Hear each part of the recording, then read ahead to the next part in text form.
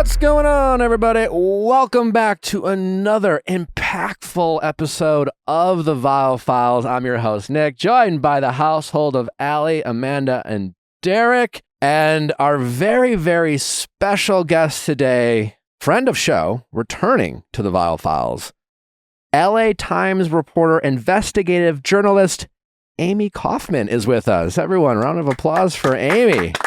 How's it going, Amy? Hi, Did I Nick. get that right? Yeah. Yes, you did. Okay. Actually, now I'm technically a columnist, I guess. But Investigative reporter sounds juicier. I agree. Yeah. Let's go. We like that. Okay.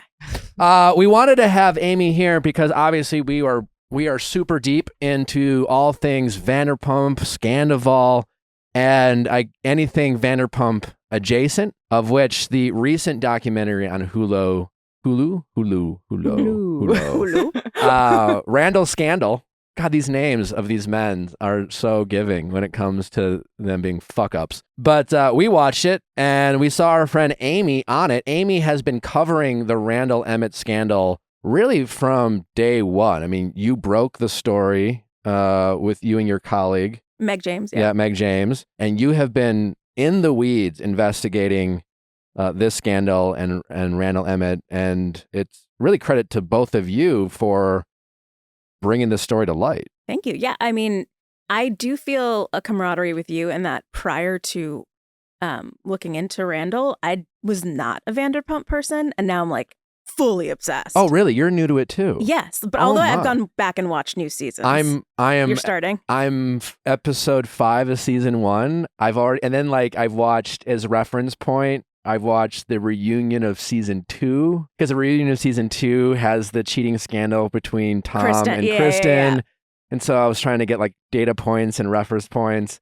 And then going back and watching season 1 has just been an absolute trip. But yeah, going from Bachelor, I mean, you're still a Bachelor obsessive, but then now another reality show. I feel on the same journey with you. It's kind of fun to almost watch it the way I'm watching it. I think obviously, if you've been an OG Vanderpump fan, the payoff this has been a very rewarding season for everyone. But there's like a lot of movies that will start like in the middle, like Pulp Fiction famously kind of starts in the middle, bounces to the beginning, and then there's an end. And like there's a charm in watching, I guess, anything in that way because you get like backstory and things like that. And so it's almost, we love an origin story sometimes. And so like watching it from like the middle of a story or starting at like a season 10 and having the ability to go back and provide yourself with more context is kind of fun. Yeah, totally. I know. My boyfriend was like, you know what happens though, so why would you watch it from the beginning? I was like, because I need to know what built these people. Yeah, and like, especially with Lala in particular, I think if I had watched the show like as it was actually coming out, I would have a very different opinion of Lala. Yeah. When you get to season 4, you're going to be like, oh, whoa, okay. And I've heard that, right? And I have, being in the reality TV space, I've met a handful of Vanderpump people. It's like we kind of get covered by the same outlets and things like that. So there's always a familiarity in terms of the people. But yeah, it's almost you can be painted in an inaccurate brush. When they get caught up in scandals and things like that. But yeah, I think for the people like Katie and Lala, who personally, and we were talking about this before we recorded, like I haven't met every one of the castmates. I mean, I've met most of them.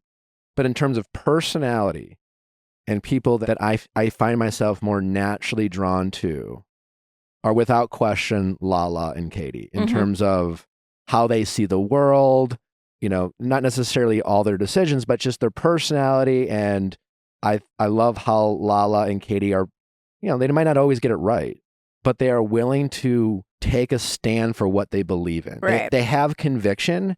And I think character matters to them more than it matters to the rest of their castmates, potentially. I can see that. Yeah. I think also what I appreciate about reality stars in general, I mean, and part of this is like, knowing you and other people in the Bachelor world, like the reason I even wanted to write a book about The Bachelor however many years ago was because like when I started meeting people at watch parties or whatever, I was like, oh, this is really not the vibe I got on the show. And I'm, as you know, judgmental AF. And then I would meet these people and be like, they're cool. I'd hang out with them. Like, and that's definitely how I feel with the Vanderpump people too. Because I'm not going to lie, when I was never interested in Vanderpump Rules. I was like, ugh, like Yeah, seemed weird. so catty. It seemed like, and now we're like obsessed. I feel bad that I feel the same way. I always I felt like I put my nose up to it for whatever. All the reality. For whatever was like, reason, it's like, oh no, like whatever. And like, it turns out like this, it's arguably the best reality TV show, I think, ever. I don't know if I go that far, but it's very good. I just love the incestuousness of the drama. Yeah, there's just so many like, call back to watching episode 1. Jax getting a stripper pregnant in Vegas and then lying about it, and then Jax and Stassi fighting. For a lot of people, like these are real life scandals that are playing out on TV, and I think they were authentic. Yeah, they were authentically messy for sure. Yeah. But also, like, I don't know if this struck you watching the first season as much. I remember being to my friend, like, I'm sorry, like, they are talking about this with their employer. Like, it was, that concept is, I mean, I know that people forget about that now because they don't work there anymore, but the fact that this drama was happening in their restaurant is so wildly unprofessional. Like, it's just insane. Sure. But it was also the premise of the show, so they kind of had to do that. Yeah, I know. It's just, it was, yeah. But yeah, it's like kind of an HR violation from the get. Like, beyond. Yeah. I don't think that would fly now. I don't think you can make the show in that setting now. That's an interesting point. Yeah. I mean, every atmosphere is a little different. I mean, even our show, it's like we're sex and dating and pop culture. That's true. So it's just like, you wouldn't normally talk about We sex talked about and dating. period sex like Yeah, last like, Thursday with our so boss. That was weird, you know? I think, no, it actually wasn't weird, which is the weird part about it, was that it didn't feel weird in the moment. Is that we were just like, oh, But yeah, I find we're at work myself today. in those topics to like take a back seat. Yeah. Yeah. As you should. My line of questioning is always a little more tapered. Yeah. Great way to handle it. Yeah. Do you think, because like, it seems like for me as someone who Scandoval happened and then going back and watching Vanderpump, like, I tend to weight the way characters are now and the way they've been like reacting to everything a lot more than I weight their past selves, where it feels like people who have been more invested in Vanderpump from like early seasons are like less likely to believe that certain cast members have like changed Right. from the people who made the very same mistakes. And therefore there's like some hypocrisy within the accusations. Do you think that makes a difference of like kind of when people clued in? I don't know. It is interesting. Like, I think you can even see on the reunion when Raquel is saying to James and Lala, like, you guys cheated. And then Andy's pointing out that all of them have cheated. Like, in some way, they're all on level playing field in terms of moral character on that front, I guess. But like, there are certain things where I do think you should factor in their past behavior. It's an interesting discussion. I was actually thinking about this prior to you and I talking. Yeah. And then watching back the first season. And again, the first season, for anyone who hasn't watched it yet, spoiler alert, 3 episodes in to the entire franchise, Jax Taylor is accused of getting a stripper in Vegas pregnant. Which he did. Which it turns out, is true. Yeah. I'm like Googling it, just like, this isn't being true. Turns out, and then just bold-faced lying to all his friends, so much so that Katie and Kristen at the time, and Sandoval, no shock, and Schwartz, no shock, but like vehemently had Jax's back. Like, he was such a convincing liar. He got someone pregnant. And I know, like, it's not like he wasn't necessarily trying to get her pregnant, but like, to be cheated on only to find out that your partner got some stranger pregnant is a level of like pain that must hurt much, much more. Oh, I know. Like, the series, and your friends, your best friends believe him. Yeah. And so like, I'm watching it being like, and this is kind of maybe a nice segue into what you kind of wrote about in your piece. It's like, as crazy as Scandoval has been, Howie Mandel wasn't wrong. Mm-hmm. Yeah, he didn't do himself any favors, not like the questions he asked Scandoval, but Howie Mandel wasn't wrong by like pointing out just how insane this has all gotten from a national standpoint. Especially in a world now where you have all these streaming services, so much content out there. Everything is inherently like niche. It's just, so you just got to dominate your niche, so to speak. It's hard to break through to like mainstream conversation, and yet this has. But Jax Taylor convincingly lying about it to all his friends, where they shamed the victim in that situation, Stassi. Yeah. Was this kind of part of the story. They all move past things. Yeah. I mean, they all, and there's, cheating is so rampant. It's like multiple, all of them do it. Every single one. And so like, this is probably a very unpopular opinion because, so I'll say, preface it with that. But in terms of like the public shaming, you know, on Watch What Happens Live, when Andy asked Ariana, like, do you think it's gone too far? And she was like, no, I think people are just reacting. When I was watching the finale, which I agree with Kate Arthur, I think was like the best episode of reality TV I've ever seen. The stakes were so high. Even though Tom Sandoval was overdramatic and selfish and clearly is a deeply troubled and horrible person, something about watching the finale made me feel like, okay, like he cheated and he like really fucked up. Like, I don't like the driving people to want to like harm themselves element of society. It's so intense. Yeah. Again, what I love about Lala is Lala seems to be this person who has no problem being like, I fucked up, and I'm learning from it. Yeah. Right? Great. We are all humans. But like that, and where Lisa Vanderpump got heat, where Lala calls Sandoval a narcissist. Lisa chimes in like, whoa. Like, let's... Actually, I think it was because she compared him to Randall, right? Oh, yeah. Yeah. I mean, I loved Lala's line about like, I couldn't get him to leave. I couldn't get him to stay when we were together. And now I can't get him to leave, which that point really drove home. I mean, she made a strong point there. That being said, the sad reality is that there is so much infidelity out there in the world, right? And we love as individuals when we fuck up to reference like, not necessarily excuses, but like reasons. It's like, hey, whatever, I was going through this, or I've experienced some trauma, or in Lala's case, hey, listen, I was drinking a lot. Yeah. I was fucked up. Do you think, Raquel has left. We don't, all these rumors, she's pregnant, she's this, she's that, she's in a mental Did you guys health see that facility. TikTok? Which TikTok? Of apparently Raquel walking in an airport. Someone said it was Raquel and she looks pregnant. No. Where is this? Well, wasn't it her sister was like saying that she was? I heard What? that. That Yeah, Raquel's sister was I saying saw that she something was over pregnant. the weekend where she's like staying at grandma's house in Arizona. You'll be able to find on TikTok. Yeah. Yeah. She's like at her grandma's house hiding out because she's pregnant. I don't think she's pregnant. I think those are all just silly rumors. But back to my original question to you. All right. James's justification or explanation, at least for his misgivings, is I was 21, I was 22. Like no matter what it was. Like I was fine. You were younger. He's younger. Okay. You're drinking. Okay, but I actually don't think James has changed very much. Like sometimes he's very reactive still. He says really mean shit. Yeah. Like judgmental about people's bodies shit. And like just unnecessarily, like he doesn't, I don't know. I think like he's funny, but I'm like, you're not the nicest. I agree with you. I do think Allie is good for him though. Let's say at any point Raquel comes back to the public eye, Instagram, whatever, however she does. Yeah.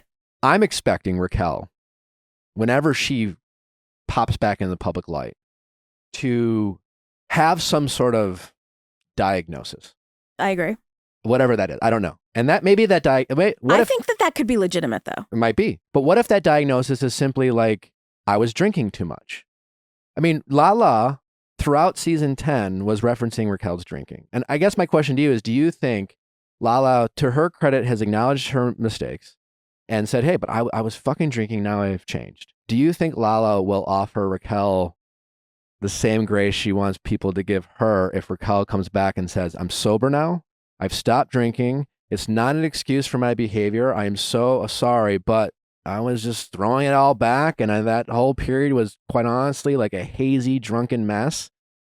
Do you think she will be allowed to use that as a reason for her behavior, like Lala very much has? No, because as she said on the reunion, when she's like, "But I wasn't fucking my best friend," like it's not just it's a step beyond just cheating. Okay, I think that's what she would probably say. I also feel like it would be used as a justification for reintegrating her back in the friend group when it's like there's nothing she can do to be reintegrated back into the friend group. Well, they never liked her to begin with. Yeah. I guess maybe Sheena. Sheena's done with her. Yeah. Don't you guys think though, like in terms of, we're not psychologists, obviously, but like in watching the last part of the reunion where she's so unemotional and everyone's picked up on that, I did see something going on there. That does not seem natural to me. Raquel's reaction. just the lack of emotion. That seems like something's going on there. And She's smiling through like she's like, yeah, she's but like, then in "I a right regret moment, it." she can cry. Like she will cry I've seen very quickly. People Like, do it's- TikToks of the comparison of at the beginning of the season when she's out with Peter and she's bawling about pageantry Yeah. and having aged out of pageants. And then she's watching her supposed one of closest friends sob about how hard this has all been and how it's affecting her relationship with her daughter. And she's watching it on the monitor just. But I'm saying I think No it's emotion. like right under the surface because like even in the car with the panic attack and like when they were sitting at the campfire at the camping and suddenly she starts crying, I'm like, I don't know. You can just feel it's like all right there. What's all right there? I don't know if it's guilt or some level of emotion, but whatever therapy she gets, I hope helps to address why she is able to keep up that facade Yeah, because because- it's not doing her any favor. That's the thing. It's just like, I know Raquel and Tom are like the villains of America, especially in the reality TV world, but maybe Rachel is a sociopathic narcissist. I don't fucking know. You know what I'm saying? Like everyone wants to throw out those Label, yeah. accusations. Yeah. But maybe did you hear like I heard this rumor. I've heard it was also verified and like it's, I think, even part of the show, but like shockingly not discussed. But like Rachel's origin story of not being raised by her parents, did you hear about that? When Rachel's mom was pregnant with Rachel, it was a surprise. It was an unexpected Oh, I told you pregnancy. this. Yeah. And so She said that. That's true, Raquel yeah. said that. Yeah, so yeah. she was raised by her aunt Yeah. and didn't know who her sister thought her sister was her cousin. I think she knew. I don't When think did she find out? I don't think they like kept it Okay, from even her. if she knew, like, why are we all just like, can you imagine how the psychological fucked upness that might cause someone to like have their own mother not want them, but like Well, we don't know the circumstances. I don't know the circumstances, but I'm just saying I can at least have empathy There's some family in terms of how that trauma, might yeah. have affected Rachel. Mm-hmm. And if it wasn't ever dealt with and if it wasn't ever addressed, like, fuck. If that in itself, again, it's not an excuse, but if that was part of an explanation as to why Raquel makes some of these choices or comes across kind of emotionally stunted in certain aspects of her life, well, that'd be enough for me. Yeah. Okay, this is what I want the Nick Viall take on. You have been a villain in reality show history and very successfully pivoted that arc to literally become the Bachelor. I mean, your villain, the reasons you were a villain were hardly as bad as what they have done. Sure. But having witnessed people go through that experience on television, if you were the PR for Rachel or Tom, what do you think the right move is for them in the next few months? It's a great question. One, I think you make an excellent point that like being a villain on The Bachelor is a very different. Like fighting with Sean Booth Yeah, is it's not. like there's not much you're really being vilified for. So it's much easier to get out of. Like all you really have to do is be like, hey, I have a personality and I'm Right. not like there's more to me than just this soundtrack you've been listening to while you see me on the screen. But if I were their publicist or their manager, I don't think they're capable, I guess is my answer. Because I think On their own or Yeah. even with advice? yeah, I think they'd have to follow the advice. Okay. I actually ran into over the weekend Tom Sandoval's manager. Okay. And I didn't know it was as the manager. Oh, wow. And it just came up in conversation. The reaction I got from them was like, they don't have much faith in Sandoval's ability to kind of say or do the right thing. I think he has to first fully understand what he did. And I really don't think Sandoval has. I heard from a very reliable source Yeah. that Sandoval right now has the mindset and has said so through actual words that like he has a kind of a you're welcome attitude for everyone else in Vanderpump. Uh-huh. Like, hey, this is all blown up. We're Congrats bigger, on the salary we're bump. bigger than ever. Forthcoming. Yeah. We have all this and this is because of what I did. And I honestly think he thinks that and he believes that. So much so that people have heard him say Okay, that. so whether he listens to the advice is one thing, but what should the advice be? He actually takes accountability. He has to get people to believe that he truly understands he's wrong. He has to be willing to take his punches, so to speak. He has to go out there and let the Lala and the James in America, whether it's too far or not, just be like, yeah, I fucking deserve any. I have no excuses. He has to be the one when Andy Cohen interjects, because like I loved how Ariana on episode 1 of the reunion, like it was, I thought, as great as Andy Cohen is at his job, I thought he did himself a disservice by immediately start questioning the relationship. And that's kind of the trope of a cheating scandal. You find out someone's cheated on so-and-so, and the first line of question is, well, what was going on in the relationship? What was wrong with the relationship? And like we put the relationship on trial rather than the person who actually cheated on trial. And to Ariana's point, like, it doesn't matter how bad or good the relationship was. That's a completely separate conversation, because you can break up, you can go to therapy. There's a handful of choices you can do in a relationship that don't require you fucking someone else, and especially fucking their best friend. So like in that case, I think had Tom, let's say, go back to episode 1, Andy is just like, so Tom, when did the relationship go wrong? What was it like? And if Tom would have said, to be honest, Andy, like, with all due respect, I don't think your question's fair to Ariana. I think I don't think I would have bought it though. Whether you bought it or not, that's the only thing he could say. And he's got to be consistent.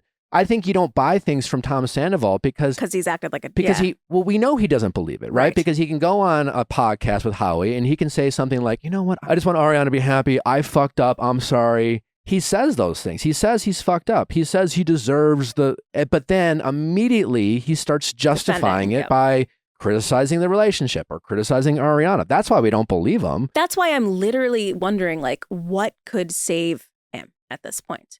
Well, that's why I don't think he goes into the next season. What is the play for him? Therapy. He's just like showing his therapy sessions. What I'm saying is, to save his image, he actually has to be like on Bachelor World. Yeah. Like, I don't think the average Bachelor contestant, I think generally speaking, they're all decent people. There's definitely some pieces of shit in Bachelor World, right? But like generally speaking, no one's as good or as bad as they come across on TV.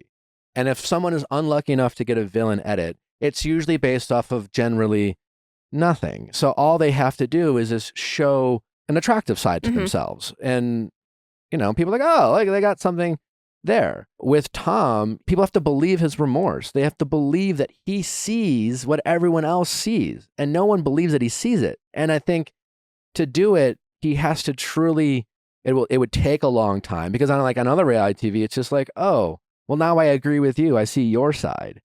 It would take an entire season 11 of him truly repenting and truly and you would need to see Tom articulate in a conversations with his cast members or with his therapist, whatever. And he would have to show leadership skills, like a Lala. Skills. That's maybe the wrong phrase, but like Lala, again, like Lala's gift and why she's like who she is this season is because she has no problem being like, I fucked up. Like she has humility, she has grace, and then she's articulating, and then she's savage, and by leader, but literally being she tried to be a big sister to Rachel this in season 10. I did when she said, "Yeah, hey, babe, you're not I've a been mistress. there. You're not a mistress. Don't let anyone say this to you. But but don't make the same mistakes I've done." If Tom could have an opportunity to show these things and be like a mentor to some other person, let's say him and James were still somewhat friends or whatever, James being a little younger, maybe he went to him and pulled James aside and said, hey man, I've hurt people I claim to love, I've done X, Y, and Z, you're doing the same shit I've done, and please don't. If you saw Sandoval help someone not do something that he did, I think that could be a start. I just don't think he's capable of it. I think Rachel's path to, I don't know if you call it redemption, but purgatory, yes, is much clearer. And I don't know if that's fair or not, but like you said, you put less blame on her than him. And I think she comes back, if she really did spend 2.5 months in an actual treatment facility, has a better understanding of her motives, has real conversations with the people she's hurt and apologize, like the steps in AA or something. I don't know if she'd even back on the show, but on the show or not, she would have to confront Tom Sandoval in a way that disassociated herself from him completely and kind of was she would have to take her power back from Tom. Right. First of all, she would have to not be with him. She'd have to not be with him. She would have to disassociate herself with him. She'd have to kind of have a Sheena type conversation with Tom. She's taking accountability for her actions. She's like, I fucked up. I did X, Y, and Z. I have to own that. It's something I will always have to live with. Right. Blah, I got blah, swept blah, blah. up in it. Yeah. But at the same time, the assumption is that Tom being in it from season 1, the kind of a a patriarchal kind of figure on the show who kind of Which is manipulated. so insane. Like, I know. do you like that's? I don't know if you go back and watch. Like, I'm also shocked that like whoever liked this guy on Call Her Daddy when they were asking Ariana, like, you can admit the band's not great, right? Like, why is no one acknowledging like this is a weird ass dude? Like, I don't see. I would never have wanted to hang out with him. Like, apart from his. Like, what was the appeal? Yeah, what why is did the we ever- appeal? His odd. I just don't. It doesn't work for me. Well, that was, I think, one of the more interesting parts of talking with Brad was when Brad said, like, Tom was a really good friend and, like, he was loyal and he showed up for people. And granted, like, now that we see this, we're like, nothing can ever be, like, Sandoval and loyal should never be used in the same sentence. Okay, but you know what I don't think is a good friend is someone who always is telling you they're a good friend, which is what he does. Like, throughout the show, you'll see, like, he's like, I've always been there for you. I bought you this. I took you here. I'm like, okay, like, we don't need you to, if you have to push the narrative on me, I don't know if I buy it. Because Sandoval is one of those friends who, again, like, I think this is an epidemic in our society, but when it comes to friendships and people we associate ourselves, I don't think people actually think about character. People aren't going when they're making friends with people and asking themselves, are they a good person? Do they treat other people around them with respect? What do you think they're evaluating instead? Are they fun? What can I get from this person? Mhm. You know, what access can they give me? Is that because you've lived in LA too long? Yeah, I think it's not just LA. Mm. And I don't think people actually think that to themselves. I don't think they're like saying that to themselves, but I don't think they're thinking, listen, you can't watch someone treat someone else like just be shitty to someone else and then look the other way and say they've never done that to me and then claim that you care about, like, that you evaluate people's character is like kind of a benchmark to whether you want to be friends with them or not. And I think so often we, you know, especially younger, it's just like, yeah, they can get you into a party. They have access. You know, listen, it's tough to make friends, you know? And so at first you're just like, yeah, they want to hang out with me. Great. You know? He It's like definitely dating. does have that good, like, yeah, let's get everyone together and have a good time vibe. Yeah. So that is, I think, his value to the friend group. Was Yeah, like, it's always fun. And it Yeah. wasn't, and then very rarely did your needs come in conflict with Tom Sandoval's needs. But when that happens, you can't expect Sandoval to be a friend because he's immediately going to prioritize whatever his needs are. Mhm. You know, he's not going to be like, well, I can't do this because, you know, he can get you batteries because he has nothing better to do on a Tuesday. And so, like, to him, he's this, like, he will do you favors in between, like, his selfish needs. Mhm. And to him, that's being a friend by, like, you know, just doing acts of service and things like that, as long as it doesn't come in conflict with whatever he needs at any given moment. We've really like analyzed him That's here. so fun. Yeah. Ship Station. Hey, we live in an increasingly automated world, but some things still require tedious manual work, like shipping. Luckily, for e-commerce business owners, shipping is no longer a manual task thanks to Ship Station. Save time automating your shipping and returns in the Ship Station dashboards while keeping costs down with industry-leading discounts. Effortless integration everywhere you sell online, including Amazon, Etsy, eBay, Shopify, and more.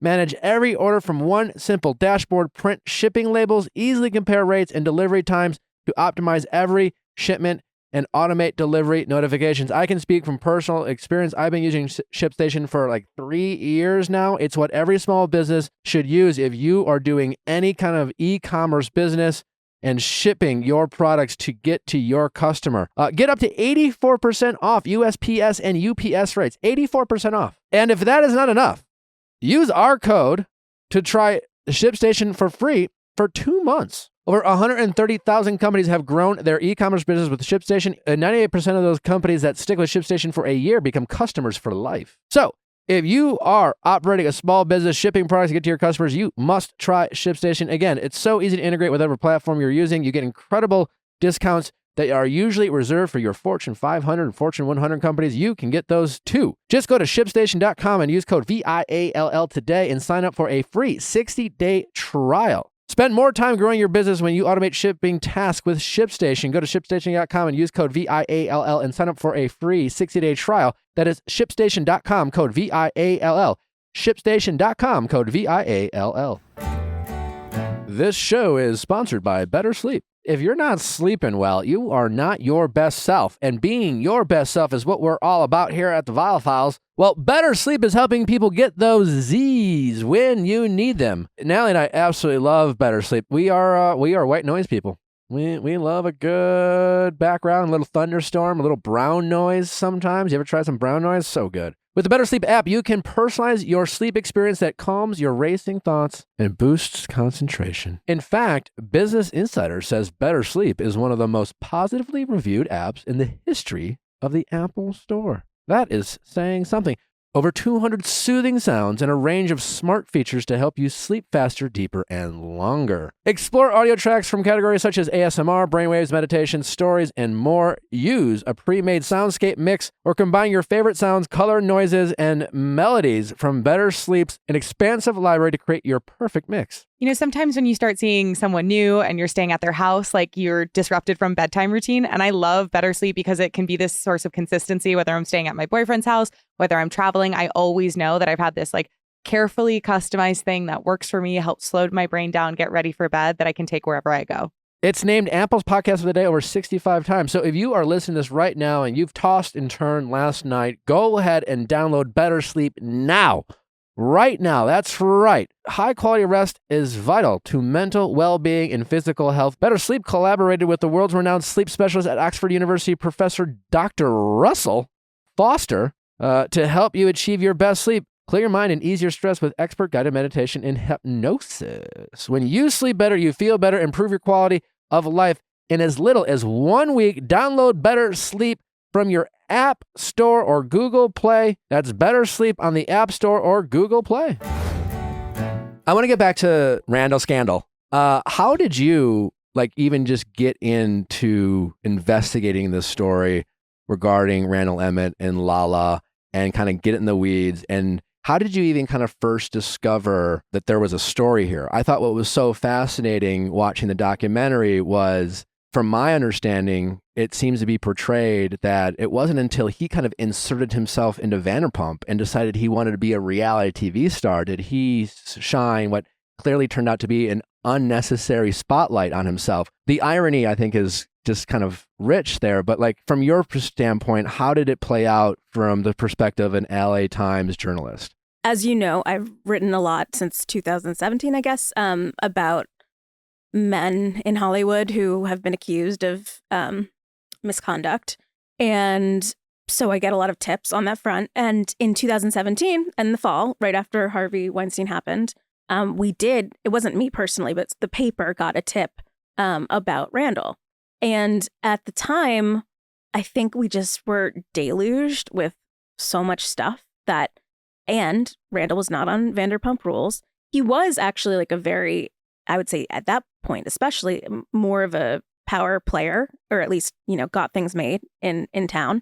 But it wasn't like the go-to person that you would be like, oh, gotta look into this tip. And that's on us. We have to make judgment calls. But a few years later, Meg, my colleague who's in the documentary with me, got another tip about a lawsuit where he had allegedly not paid the financiers. And it all just coincided.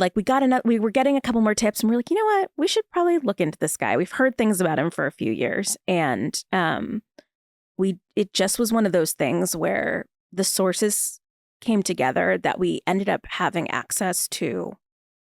I would say more than I've ever had access on any investigation, internal documents, text messages, contacts, just a treasure trove of behind the scenes, how a production company works in Hollywood. And we started uncovering some old and disturbing things. At what point were you just holy shit, there's definitely way more to uncover here? Yeah, a fire is certainly lit under all this smoke. What was your kind of the smoking gun moment, if you had one? So when you are looking into someone, one of the first things you'll do, or we do at the paper at least, is we scrub them, is what we call it. So you get the library to help you look up the public records background of someone. So do they have any lawsuits against them is one of the first things, or any criminal records, whatever, because, red flag. Or even because I actually watched the She Said movie last night. Yes. Very well done. Check it out.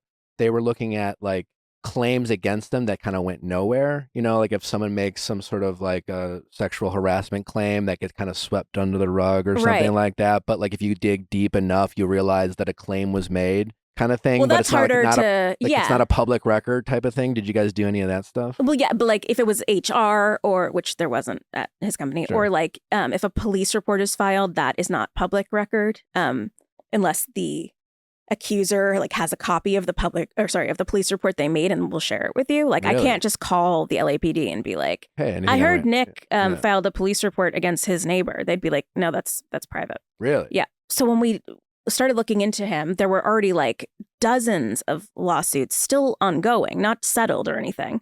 And we were like, okay, that's unusual for someone to have that many lawsuits going on. And this all coincided with the Lala the pictures coming out of him with women and Lala believing he had cheated on her.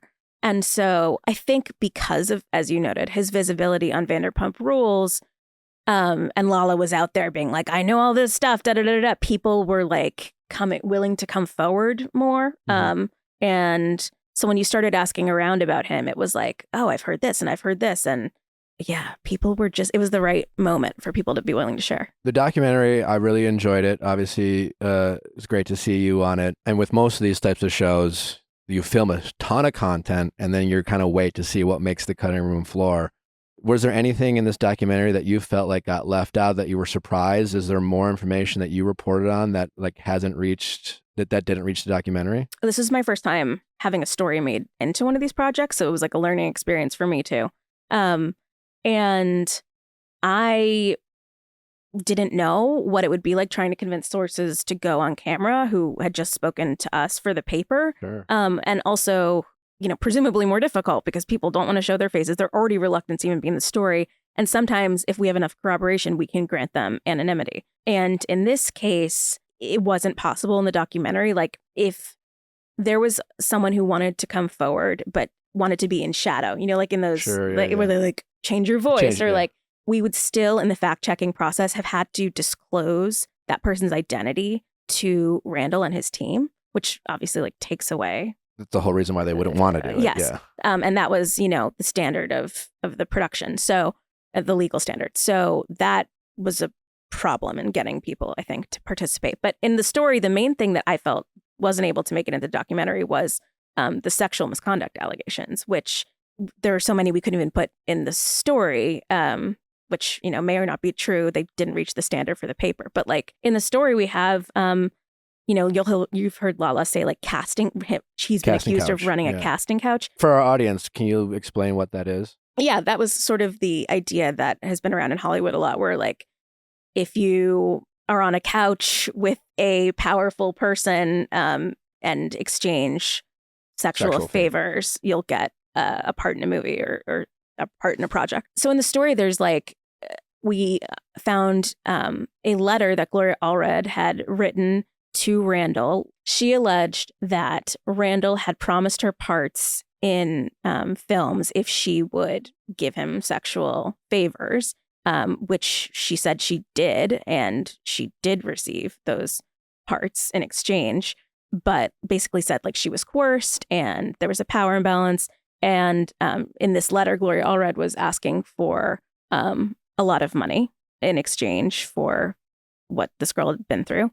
And then we saw like, I think in the story, it says that we have a source witnessing that he signed the agreement saying he paid this woman off. There were some crazy things that happened while reporting that story that have never happened to me. Like I spoke to a woman who had the most serious allegations I've heard about Randall yet that actually did not end up in the story because I talked to her. She sends me screenshots. She sends me NDAs, all this stuff. And then when we go to write the story, what you do is you send Randall and his team a list of all the questions with allegations you're going to put in the story so he can have adequate time to respond. And in response to that, what he sends is not only the answers, but sometimes people will send like documentation of why the people we've spoken to are supposedly not trustworthy. Sure. So he sent a lot of like, I don't know what you'd call them, affidavits, I guess, in his like support signed statements in support of his character. And one of them was from this woman who I'd spoken to who gave me all this damning information. And she said in it that I actually spoke to Amy at the behest of Lala because Lala is in this custody battle and is out to get Randall. And so I made up the most wild stuff I could think of and completely lied to Amy, and none of it is true and all of this stuff. Randall provided you a letter that basically said that. He provided a letter from this girl where she recanted everything. And signed it. It was like, Randall is not paying me to write this. And on top of this, one of the other ones, the other signed statements was from another woman who was friends with that girl who said the same thing. Lala had convinced her to talk to me and lie. And she took back everything she said. I had never even interviewed that girl. I called this woman. She said, I don't want to talk to you. She didn't respond to me. And then Randall's team sends a whole statement from this woman who refused to talk to me saying, I did an interview with Amy. I said all this stuff and I lied about it. We'd never even done an interview. Crazy. I know. What was their angle? Like, how did Lala get them to lie? A, why would Lala ask that or feel the need to ask it? More importantly, what did Lala have on them or do or say that they would go, you know what, I'm going to say some crazy ass allegation type of thing that could potentially ruin if this person was innocent's life, and they would just say that for what? For Lala? No, I mean, what was your thought at first? They put in the thing that they did it. They said she was in this horrible custody battle and he was evil, and the only way like we could help is because, you know, we just could to lie. Yes, that's so hard to believe, though. What did you think? I mean, what? So like, what is? I mean, that's what goes never on at happened to me that someone recants like that. Like that was, and especially lies about an interview. That never happened. Like that one, to me I was feels like there's clearly financial that will motivation. Hopefully raise skepticism among the readers because that's not. If you hear that, what do you think? I think that Randall got to them and paid them, like compensated them. It also was very specific language of like, I was not paid by Randall Emmett to send this. It's like which of his poor assistants had to sell them Venmo. Yeah, like maybe exactly, and maybe So I would say like a lot of like those are sort of the machinations of the reporting, but ultimately I think are revealing because they just show, you know, potentially the lengths that this information was trying to be. Yeah, I know Randall has come out publicly and even named you and try to discredit you by suggesting that you're just friends with Lala and then you have some axe to grind. What would your response to that be? Because obviously, I'm sure you're making relationships with these people that you're working with. That doesn't have to discredit you or somehow, like, what is your relationship or how would you respond to Randall's accusation? Yeah. I mean, well, first of all, as I said to you, I never watched Vanderpump prior to this. So it's not like I was like watching from the beginning. Like, I have an axe to grind with this guy. Yeah. With Lala, I mean, she has said this before. Like, we reached out to her. She did not reach out to us. So the idea that she like came over with some huge file and like dropped it on our desks as part of some big campaign is not accurate. I think she's also been open about the fact that like, yes, she's in the middle of a custody battle. So if information comes out that's negative about him, that selfishly would probably help her. I think she's said that, you know, in her podcast. God, I mean, at this point, I'm sure it feels like life or death for her. I mean, she's fighting for the custody of her child against this incredibly dangerous and toxic person. I think, you know, since earlier this year, his ex-wife, Amber Childers, who's like an actress, she was on You and stuff, she filed a request for a restraining order. And in that request that she had been contacted by the FBI and that they were asking questions about Randall's alleged involvement with like child pedophilia. Jeez. And we also spoke to some other people who've been contacted by the FBI about the same thing. That does not mean there's like an investigation. It just means they're asking questions. And so, yeah, I think if you're a mother and you hear that the FBI is asking questions about that stuff, that freaks you out. But to answer your original question, Lala is a source who I talked to about reporting. Gotcha.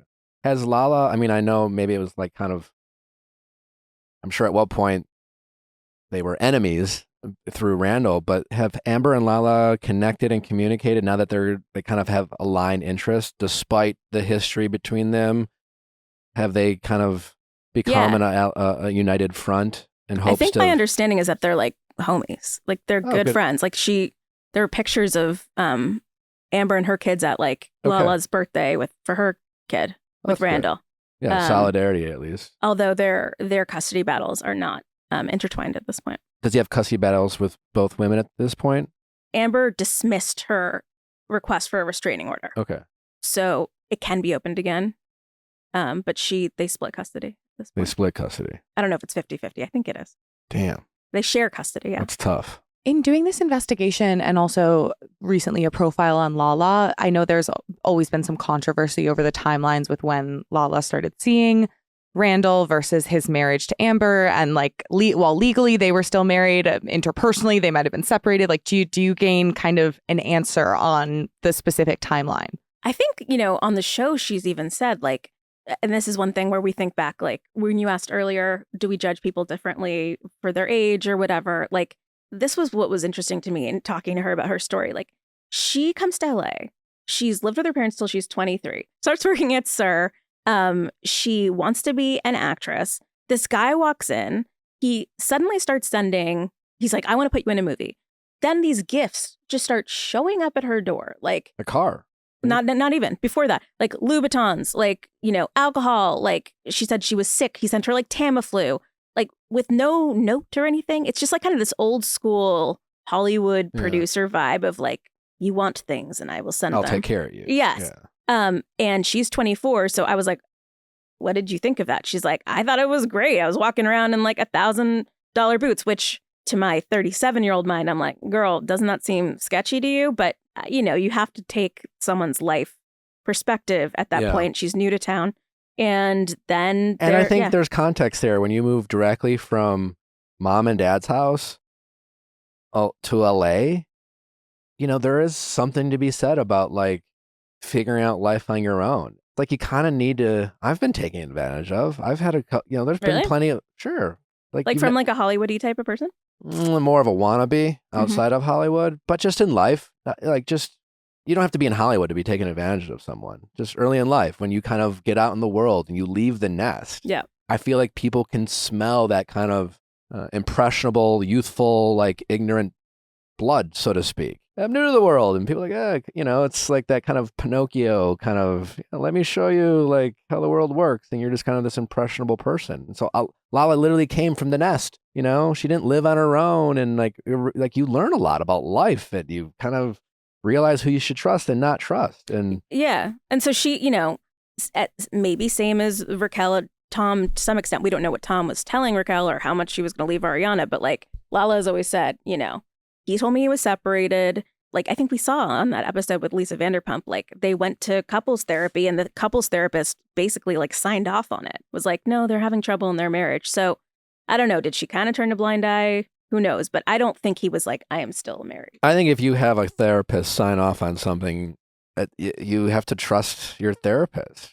I mean, that's, it's like anything else. You can go to the wrong doctor. You can go to the wrong mechanic. You can go to the wrong therapist. And you go to therapy, especially couples therapy, in hopes of getting guidance about like, I don't know, what the fuck should I do? Like life gets complicated. We now live in a world where, people aren't settling down with their person at 23. People come with baggage. Things are messy. Life's complicated. And we think to ourselves, well, how can I judge this person? I don't want them to judge me for my baggage. And so you do things like therapy. And then if you have a therapist, give them the old like, hey, listen, let me explain why your partner why it's okay to trust them. Yeah. Because they're here, they're working on it, yada, yada. Well, I'd green light that. If I'm Lala and my therapist told me this is a green light and I was in love. Yeah, that would seem like a reasonable authority figure to trust in this matter. I'd be like, well, life's messy and complicated, but my therapist says it's okay. Which, by the way, I think she said to Lisa that was actually simultaneously his couples therapist with Amber. Yeah. So it was like, how is 24-year-old Lala supposed, you know what I'm saying? Like, yeah. He's like, I got a couple. It's hard to find a good therapist. Hey, I got a couples therapist. You're not thinking, is this therapist like, and I'm like, and who knows, knowing this Randall guy, I mean, if he's getting people to like recant stories of serious allegations. Maybe fucking maybe paid his therapist off. Do you think he's capable of that? I don't know what this man is capable of.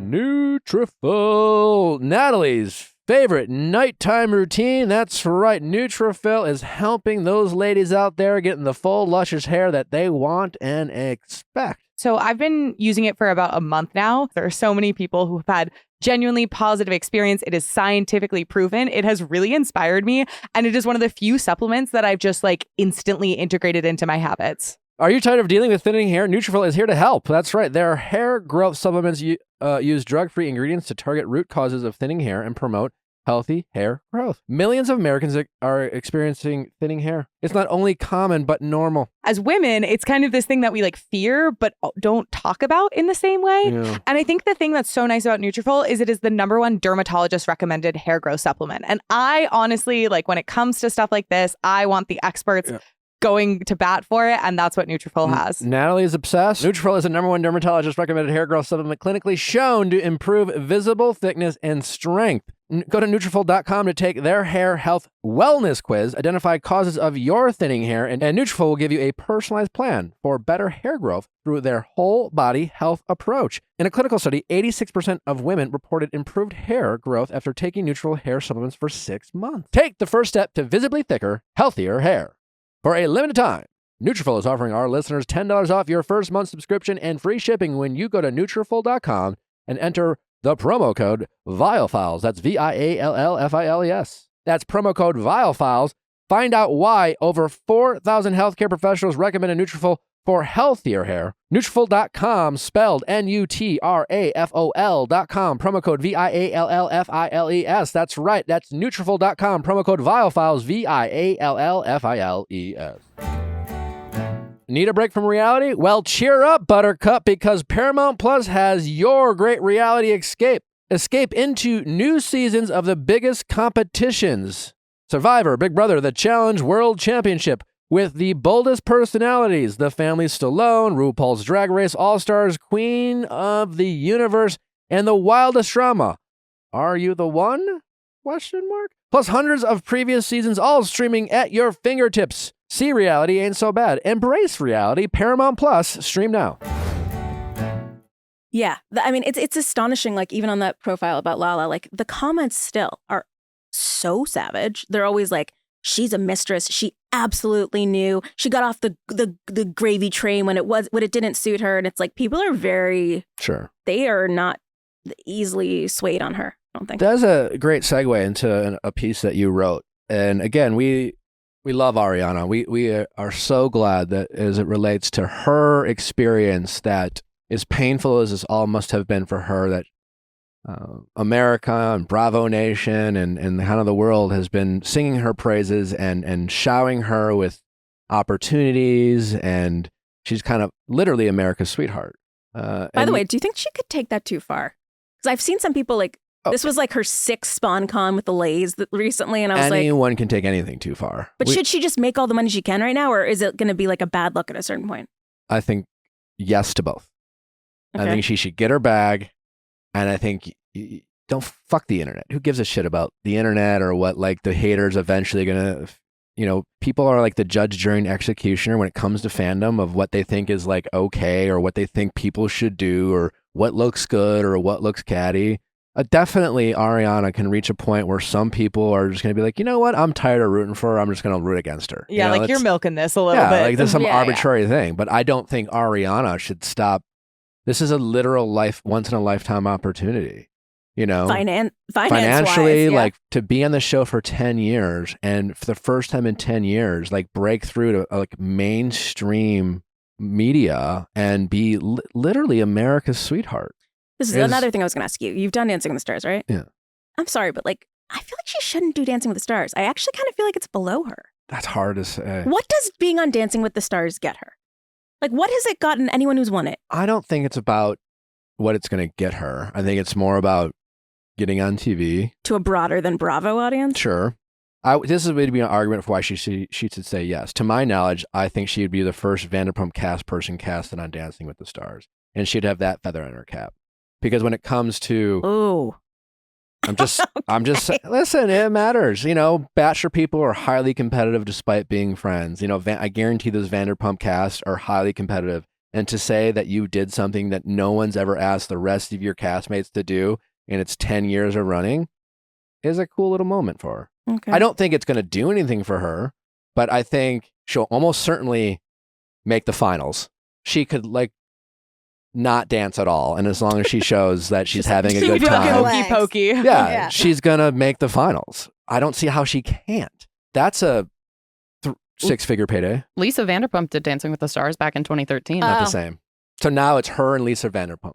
I also feel like that was one of the first things that was announced when Ariana was kind of first in post Scandoval, where it's she couldn't have known just how long it would stay relevant. And I think this was every time the flames looks like they might burn maybe down. She wouldn't do it now. Or just she's also got a Lifetime movie and she's gotten all these big brand deals. But it would make sense to me, especially if this came at the beginning, to be in the mindset of I'm saying yes to opportunities. Yeah. This is a huge opportunity, and I'm gonna, and it's certainly an area for work ethic, I think, to that's the thing. be shown. I don't think it's gonna move the needle in one direction. I don't think it's gonna kill her momentum. I don't think it's going to elevate her even more. It does get her on TV. It does get her money. And then like anything else, it's just what you do How next. much money? If she goes to the finals, I think it's around 300-ish. Okay.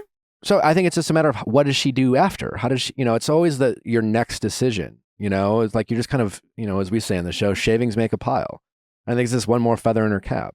She's not being offered recurring roles on network television. You know what I'm saying? But that's what I think that this does not help that. I think if she wanted to, I think she should be is that her? I don't know. We don't know what her ambition is. If it's to be a serious actress, I don't know if that's the route. But let's say it's being an actress on a recurring network television show, maybe that's been a lifelong dream. That's what she wants to do.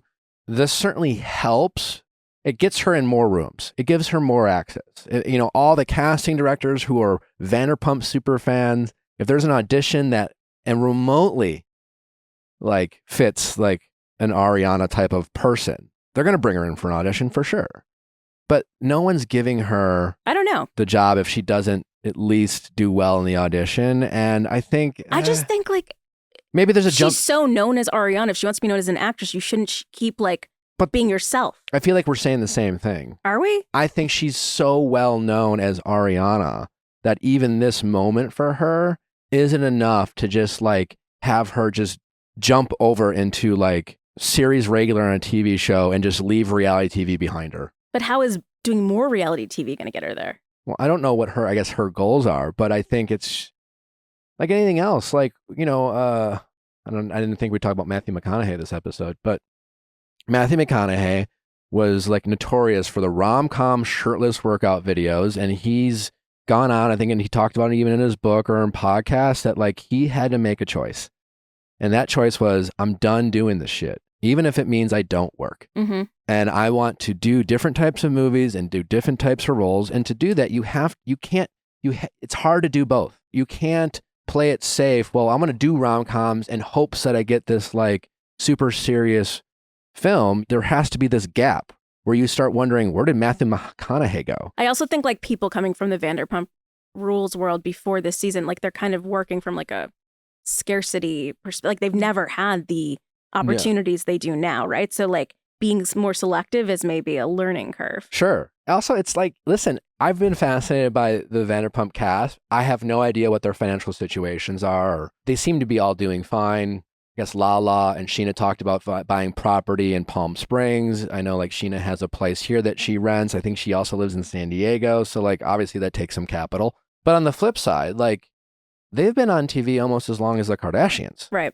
And none of them seem to be multimillionaires, let alone billionaires. And they've been on TV almost just as long on, Bravo, very popular network. And so I'm kind of fascinated by whatever choices they did make throughout their career. Why hasn't it manifested into generational wealth like it seems to have for the Kardashians? Because it almost seems like they got this similar platforms, but it played out differently. Why didn't we watch Vanderpump till this year? We didn't, but the audience wasn't that big. But it's not like Kardashians big. I don't know. What? I guess I don't know the numbers. Yeah, but, me either. Actually. Yeah, but it's still cable television. I think it was big enough. I think I think a lot of, maybe we didn't watch it, but I think a lot of people were. But I mean, we don't have to get into the whole appeal of the Kardashians, but it's very different than Vanderpump. I know, but yeah, they've been on television for 10 years. You're judging. They should have been working harder. I'm just kind of fascinated by that world. And maybe I don't understand it. Again, like, they're not very nice to their cast in the post-editing department. You know, they are filled with drama. Like, if you're out there, you might be Kardashians are producers on their show. So, sure. Yeah. And so, like, if you're a Jax Taylor, right, and you're a star, but you're also the guy who got a stripper pregnant in Vegas, it's not exactly a lot of people hiring you for, like, to represent their brand. Yeah. So there is that element too, that they are. Tom and Tom did have that Hydroxycut endorsement prior to all this. Yeah, I also think, like, within the restaurant business, like, I feel, I'm not sure what the margins are on skincare or some other places that people might venture into, but I know for a fact it's very hard to turn a profit on restaurants. And so, even though Tom and Tom did have Tom and then Schwartz and Sandy's, like, these independent business ventures as a result of the show, we saw what happened with Schwartz and Sandy's. Like, it wasn't exactly a cash cow of an opportunity. Have you been Schwartz and Sandy's? No, I haven't. You like it?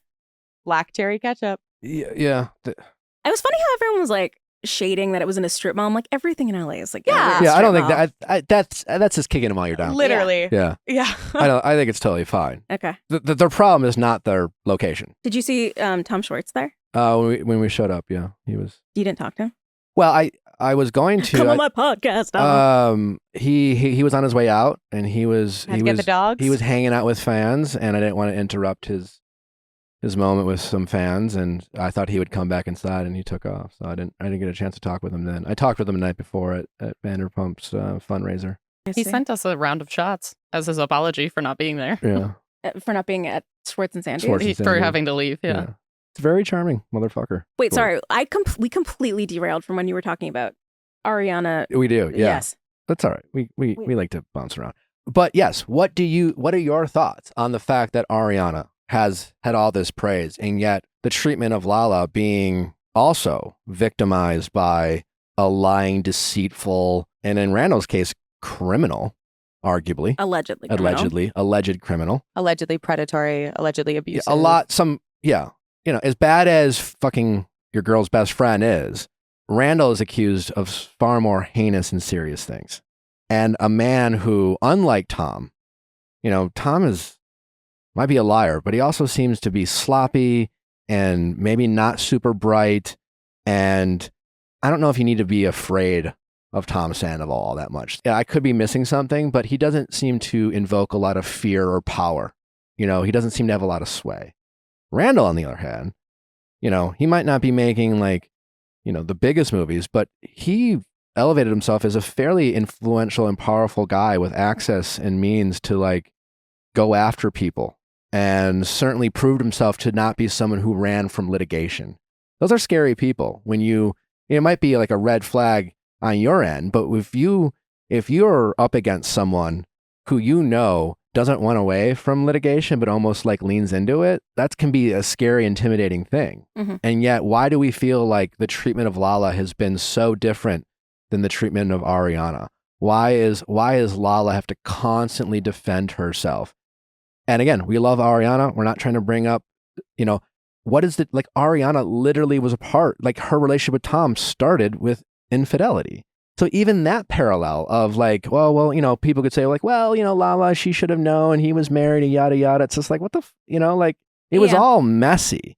So why are we semantically kind of splitting hairs to decide how we're revering one of these women and yet constantly criticizing and checking and doubting Lala? Well, that was part of why we wanted to write the recent profile of Lala, because I just do think it's interesting the way that society metabolizes this stuff. And there was a researcher from Columbia who made an interesting point in the article where she was like, people have to be the perfect victim for us to embrace them.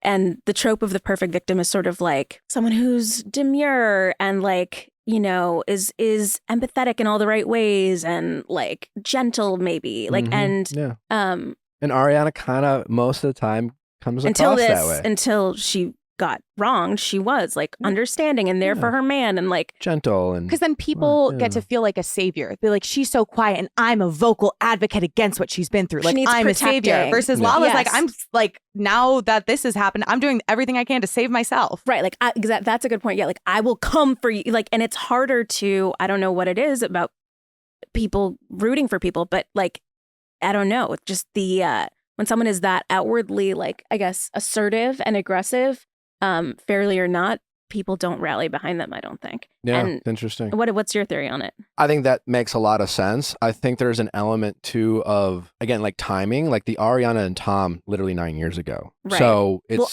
the reason we're invested in them, I think, makes total sense. We can, you know, the super fans who've watched it all the way through, or people like you and I maybe have gone back and educated ourselves. It's like we can be reminded that like, oh yeah, they dated, but it's so far removed.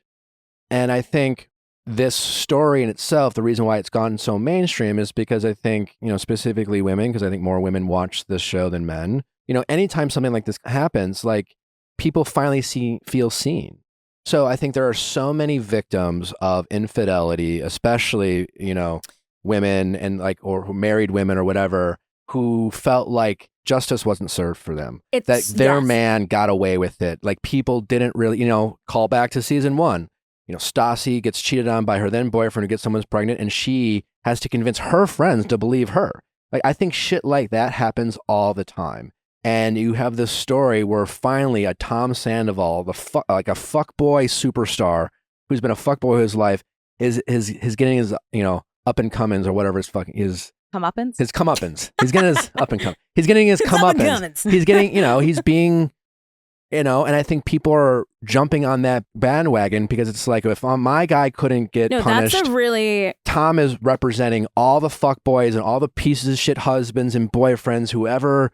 And I think it's just, I want this guy to fucking pay because I feel like they're getting redemption through Ariana. That is, Meg said this. She was like, what girl hasn't been on some level Ariana? Yeah. She's the relatable girl who's been cheated on, maybe not by your best friend, but yeah, that's much more common than the girl who people think came to town, was a gold digger mistress with a Hollywood producer, and then gets, you know, bamboozled by him. Like, that's a very unique situation. Yeah, and then I think, you know, any parallels between Ariana and Tom and Kristen, people are just like, wow, it's like, it's fucking up their narrative.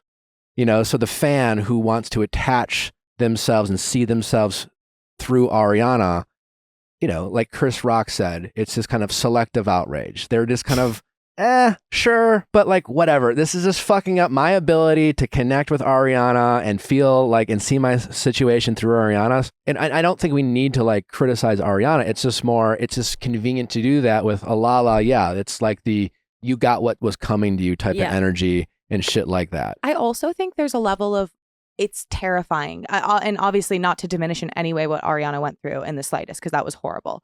But I think you look at the situation Lala's in and the way that she was sleeping next to a man who's alleged of all kinds of assault, who's alleged of all kinds of like really intense, predatory, atrocious behavior. And I think on some level, people want to believe like, no, there were red flags she missed, because it's too scary to think that could happen to me or like my daughter or my friends or people close to me, that like you could be that bamboozled by someone that dangerous with that much access to power. So it's better to like poke holes and find flaws in Lala's character, because then it means, okay, this scary, terrifying thing I'm not like that couldn't happen to me. Yeah, I think there's a lot of truth too, which is so crazy when you think about it after you told your story, what allegedly Randall Emmett is clearly capable of, like the lengths to which he's willing to go to protect himself and the fear that could instill in any of his victims, including Lala. I mean, I truly can't imagine what it's like for Lala to realize who she married. Ariana, despite owning a home with Tom, she can have nothing to do with him. She is free and fucking clear. Lala's attached to him for life. Yeah, and Lala is stuck with this motherfucker. And legally, she may always be stuck with this motherfucker. And even just like the fucked up part, just to have to decide for the love of your own child, to, as bad as he might be, to not take away having the complicated, mental gymnastics Lala has to do on a daily basis. And yet Ariana, she's just fucking free and clear of Tom. Like once she figures out her living situation, she never, I mean, she might have to work with him, but like she really is free and clear of ever having to like give a shit about Tom Sandoval. And Yeah. Lala will never have that luxury. I do think, like, to your point of, you know, are people,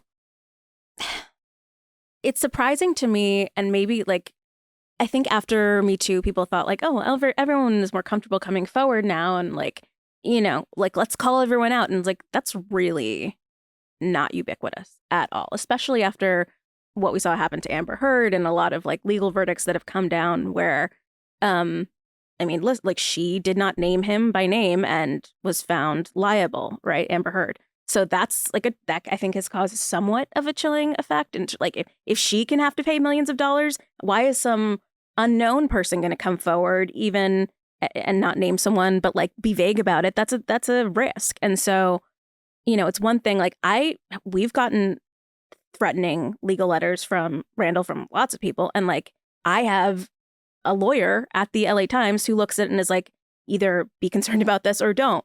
And even when you read that, it's Scary. rattling. It's like upsetting seeing someone like attack your character and be like, seems like they know what you're asking, or like, you know, trying to intimidate you. So I can only imagine what it is like to be a woman who has maybe even signed like some sort of NDA with one of these guys to then get a threatening legal letter. And it's easy for us to be like, okay, it's just because, frankly, like, I'm not sure Randall, he loves to send threatening legal letters. I'm not sure he's actually really followed through on any of those legal threats. You never want to be the first. Exactly. Yeah. Exactly. And so I understand it's a difficult position to be in as a reporter, because you're like, I totally get why you are worried. And I don't want you to come forward unless you are prepared for that, because that's a lot of emotional upheaval that you are potentially inviting And into that's your something life. you have to do as a reporter. You're like, you're simultaneously trying to encourage them to come forward, but you kind of, it's your responsibility to be as candid and as upfront as possible what they should expect or what level of protection, if any, the LA Times can offer. Like you have to truly be upfront with them and still hope that they're willing to speak out. I know. That's like one thing over the years that I literally do say to people, like, you have to want to do this. I'm not going to push you into it, because I'll take them through the whole process of like, we're not just having like a many-hour conversation one time and you tell me all of these horrible things that have happened to you. We're going to have to talk about it again. The lawyer's going to ask me questions, and I'm going to have to come back to you and go over specific details. And you might feel like I'm doubting your veracity, but it's not. I just need to go over, you know, like I need documentation. I need lots of proof. And then when we send, we're going to have to tell your accuser everything you've said about them before publication. And they might try to smear your character in return. They might pull up any text you've sent them, any pictures, communications afterwards. Like it's a long process that you're opening yourself up to. And so if you're not wanting to go through that, like, I understand. But at the same time, it's hard because, unfortunately, speaking out, I think, is one of the only things that can stop this behavior. Because if you're scared and you don't say anything, it does keep happening. Whew, that's crazy. Pivoting back to Scandoval. Yes. We have the finale this week, which, by the way, we will be discussing and covering in full as an investigative reporter for the LA Times. Have you heard any rumors regarding the big reveal, the big secret? What do you know? Hi, Amy Kaufman, investigative reporter. What is the secret? I don't know. On the third part of the reunion. You hear things, you know, right? Once you become a person people trust and go to, I'm sure you get fed. Okay, I've heard that it is about the timeline. Okay. But if that's true, Gotta be James, right? Yes, I think so. Because so the rumor being that Alex Baskin, his whole proposition, as we heard from Kate, is that they're waiting on filming because allegedly, whatever this reveal is, it will affect relationships within the cast. It will change everything, is what he told Kate. Probably a bit overhyped. So what about if this reveal is about the timeline of the affair, and you're saying it, which is one of the rumors is that Raquel and Tom Sandoval were hooking up even when she was engaged to James. Yeah. And or at least the first time happened. And maybe it wasn't an ongoing thing, but the first time happened while she was still engaged to James. Why would that change everything? I think that's a fair question. Maybe we're jaded. We're cynical because I honestly, if like, I don't know, if I found out an ex cheated on me after I broke up, I wouldn't give a fuck. James already doesn't like them. Like, what? But would it impact Lisa Vanderpump more? Because I feel like she hasn't, Lisa Vanderpump has gotten a little bit of criticism from some people for not being hard enough on Tom Sandoval. And you have with James, she has this pre-existing relationship with James's father. She very much is protective of James. Yeah, she has a in a way that special she's connection not with James. of Ariana. And not to say she hasn't been very much like there for Ariana or like You're made saying it clear. she'd be more mad? So would Lisa Vanderpump take it as more of like a personal affront, or would it I don't know impact about her in that. any capacity? Well, I think it could impact her. I don't know if she'd take it a personal front, but if I'm James, would I care? No. Would I still conveniently care when I want it, when it served me well? And I guess what I'm saying is James could, in theory, like not actually give a shit and be like, I didn't really care for, yeah. So now I still hate Raquel and Tom. But now he could just be like, I don't want to. He could use it as a bargaining chip to like not want to film or not associate. But he said the whole cast will want to know this. Maybe it's not about the timeline. Brad, who came on last week, his opinion is that, which was kind of like breaking news, is that, and I assume he included Ariana in this because they are, seem to be fairly tight, that it doesn't seem like Ariana is sitting there waiting, wondering what it is, and like waiting for another bomb to drop. Because that's true. And if all the people, if you've been cheated on, as someone who's been cheated on before, like you get very angsty with like more information coming out. It's like, what more am I going to find out? It's like, oh, what else? When someone's like, I got to tell you something. I don't know. She's from the jump, and like, who wasn't Kristen Doty? Like, I don't even want to know. She was like, I don't even want to know the other details. Yeah, I don't know, but I think you could say that, but people still offer it too. Ariana's going to find out either way. Whether she wants to know, she's going to find out. I don't give a fuck anymore vibes. Yeah. I also heard that I think that usually they get the cast screeners go like a few days before, and they're like, they're not sending till the very last minute. I heard that they're sending it to the cast Tuesday night. Exactly. Which usually they get like a week in advance. Right. Wow. Yeah. So they're making that window real short. They're making it real short. I'm surprised they're even showing it to them. Yeah. Like why? These people going to talk between Tuesday night and social media night? is instantaneous. Yeah, because that's really the thing. That's really too? interesting because if they send it out to cast Tuesday night, for example, like what Nick and I will be, hello, did you watch? Did you watch? No, but like but like Lala, I think last week or leading up to the reunion, Lala's like, just got the screener. You're gonna hate these motherfuckers even more. She didn't really say anything, but she's letting you all know I've watched it. Here's what to expect. Here's how you're gonna feel. Yada yada. Right. The show has been like, this is going to change everything. It's going to affect these relationships. Right. So what if they see it and they think it's like, nothing? Yeah. They're giving them basically a 12-hour window to be like, I saw it. And honestly, like. Pour water on it. Yeah. Yeah. Interesting. Oh, but then maybe, do we believe that has, okay, maybe it is good then. Or they wouldn't have given it to them 24 hours in advance. They don't contractually have to show it to them, right? So then. I have no idea. But I would assume they absolutely do not have to show them. Yeah. Yeah, I can't imagine they would ever contractually obligate themselves to always, because that's like implying some sort of editorial control almost.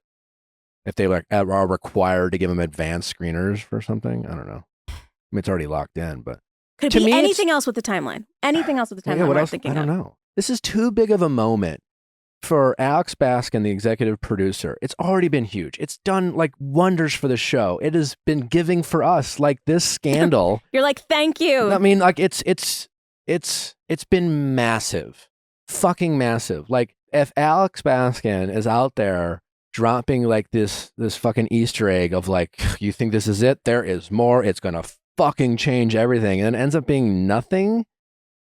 Like, we will still watch the next season. No, I know, but why kind of take away even some of your credibility at that point to like tease some drama? Like it's already good, man. It's already Gucci. It's like the hype is there. The hype is there. Why risk leaving us disappointed?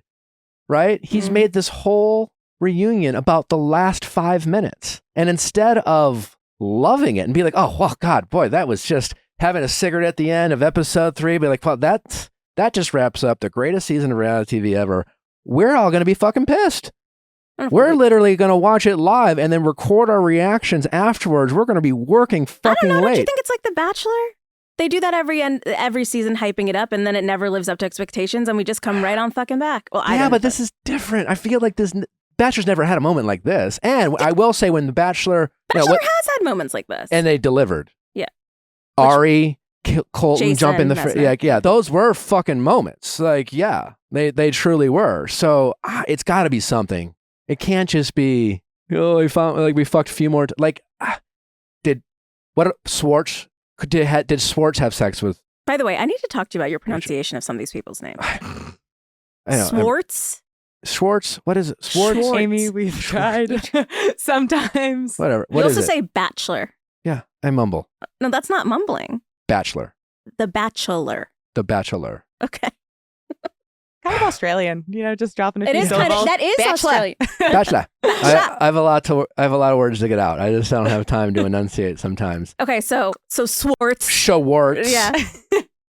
But people are going to feel very seen by you Yeah. calling him out. Like, fuck yeah, Amy. Yeah, finally. Immediately, an entire whole I think there's all the fandom. Sandoval. Sandoval. Sandoval. I don't. Okay. Yeah, every time I hashtag Sandoval, I'm like, how do you fucking spell his name? There you go. Schwartz. Yeah, some people think Schwartz has had sex. That's not right either. I don't give a shit. You're from the Midwest. It's like a very common name. To what? Schwartz. Schwartz. Like you didn't grow up with Schwartzes? I wasn't like... There's a CH, not a Schwartz. Yeah, like I quartz. truly did not give a shit how people spelled his name up until this very moment. Like, Love maybe I should care. I am sorry. Okay, go back about I do Schwartz. notice it when you talk about it. So many people are just so thrilled with Amy Kaufman right now. Love you guys. Um, I love calling out Nick. That's going back, a decade or so. I've just decade, yeah. calling out Nick's my favorite. Did Raquel sleep with Schwartz? That could be it. What about, did you guys see, when you watched the little thing at Yeah. the very end when they're like, Raquel, are you ready to tell the truth? Like, Yeah. did that give anything? Did we get anything from that? Yeah, I felt a little... No, but like, what is it? Are you ready to tell the truth? That's what I'm saying. I said, well, so the implication, the secret comes from Rachel, Definitely. right? Yes. Also, would she ever change her name back to Rachel? No. That's embarrassing. Yeah, she has to lean in. Yeah, she can't go back. She can't She's admit trying defeat. to friggin' clear her name and be authentic, and she's going to lean into her fake name. Maybe the move is to go back and, maybe it's like, I'm reintroducing myself. Yeah. relationship with Rachel. It's like the old me. I don't think she's going to come back on. I mean, Sheena has said that her, parents won't let her, that Rachel's parents won't let her. They're going to start filming in a couple of weeks. It doesn't seem like everyone I've talked to really has no idea where the fuck she is. Well, she's in Arizona. right? Sure, but like But then no they one said she left, and then what? Did you watch the TikTok yet? You put it up? Show Nick. I want to see what he thinks. It's like this girl walking through an airport, and in the comments, the person who posted it is like, I saw her face to face, and it was her. Okay. But I don't. This is just some fan. But it was in Jacksonville Airport. People are like, she wouldn't be wearing dusty New Balances, and then people were like, New Balances are chic That could now. easily not be her. Yeah. I know. It does look like her, don't get me wrong. And that person does seem to be walking like they could be pregnant. That person's pregnant, I think. But That person looks pregnant. they're like waddling.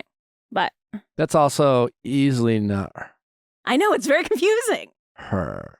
Also, why in Jacksonville? That's a bigger question. It's not her.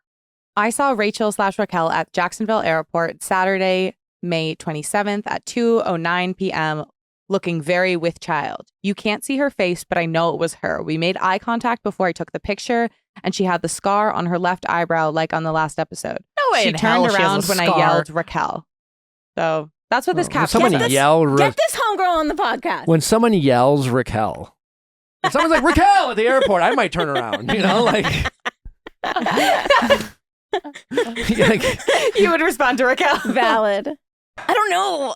that one. is raised- absolutely looks like it could be her, but I'm telling you, it did put a little thing in my mind. I was like, I don't know. I just don't feel like she dresses like that because when we've seen her at the airport before, she is wearing like black leggings, a hoodie. She has like a hat and a mask on. and the person with her, I guess, could easily prove that person's It's husband. so easy if she was trying to That put on a mask if you don't want people to recognize you. and who's this random guy she allegedly is with? If it's not And who has her bags? Because like if it's not Raquel, this is like this person's probably partner. You guys got to link to this in the podcast.